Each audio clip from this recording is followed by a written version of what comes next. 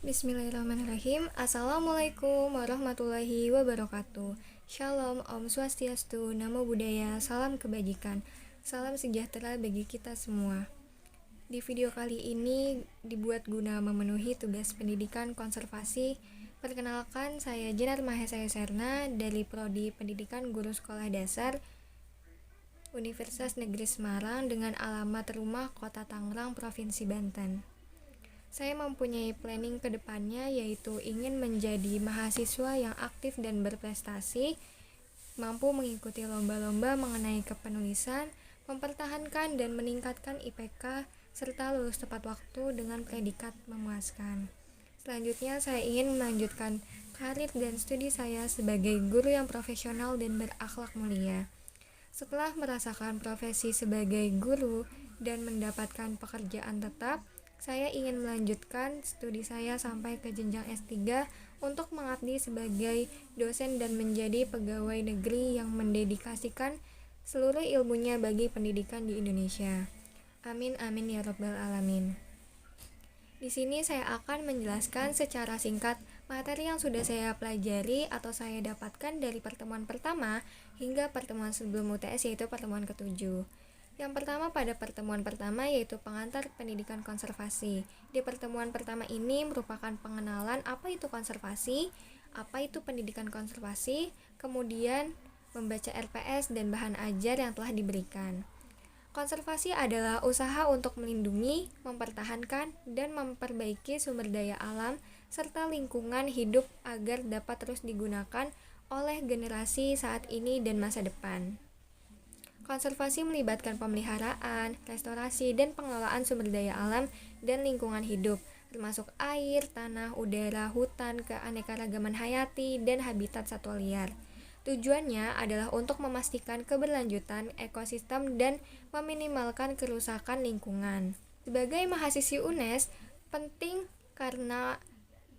pendidikan konservasi karena UNES sebagai lembaga pendidikan tinggi yang memiliki identitas berwawasan konservasi, yang artinya kampus UNES sebagai lingkungan hidup bagi semua warga UNES untuk memenuhi kebutuhan identitas dirinya sebagai warga UNES yang berwawasan konservasi. Selanjutnya, pada pertemuan kedua dengan topik materi konservasi dan 3 pilar konservasi UNES. Dalam menapaki tangga konservasi, UNES terus melakukan redefinisi dan mengembangkan konservasi agar sesuai dengan perubahan dan tuntutan zaman. Hingga pada akhirnya UNES membuat kristalisasi konservasi yang terdiri atas 3 pilar, yakni yang pertama itu nilai dan karakter, kedua seni dan budaya, dan yang ketiga sumber daya alam dan lingkungan. Nilai-nilai karakter bermuara pada pembentukan kampus berperadaban unggul. Pilar seni dan budaya bermuara pada kampus berbudaya luhur. Selanjutnya, pilar sumber daya alam dan lingkungan bermuara pada membentuk kampus hijau mandiri. Selanjutnya, pada pertemuan ketiga dengan topik materi konservasi nilai dan karakter, nilai berarti merupakan sesuatu yang diiyakan atau diamini yang berkonotasi positif. Sedangkan sesuatu yang dapat didekatkan dengan pengertian nilai moral adalah karakter. Karakter adalah watak, tabiat, akhlak, atau kepribadian seseorang yang terbentuk dari hasil internalisasi berbagai kebajikan yang diyakini dan digunakan sebagai landasan untuk cara pandang, berpikir, bersikap, dan bertindak. Nilai dan karakter konservasi telah dikembangkan oleh masing-masing fakultas dan menjadi milik bersama seluruh warga UNES. Nilai dan karakter itu meliputi yang pertama ada nilai inspiratif, nilai humanis, nilai peduli, inovatif, kreatif, suportif, jujur, dan adil. Pada pertemuan keempat yaitu membahas mengenai konservasi seni dan budaya. Konservasi seni merupakan suatu usaha untuk memperlambat atau mencegah kematian seni tertentu. Seni tradisional yang diturunkan dari satu generasi ke generasi lainnya yang dapat terputus dan mati. Jadi, kewajiban mahasiswi UNES adalah untuk mencegah kematian suatu seni tradisional dengan melakukan usaha sadar pendokumentasian dan pengajaran seni tradisional kepada generasi-generasi selanjutnya.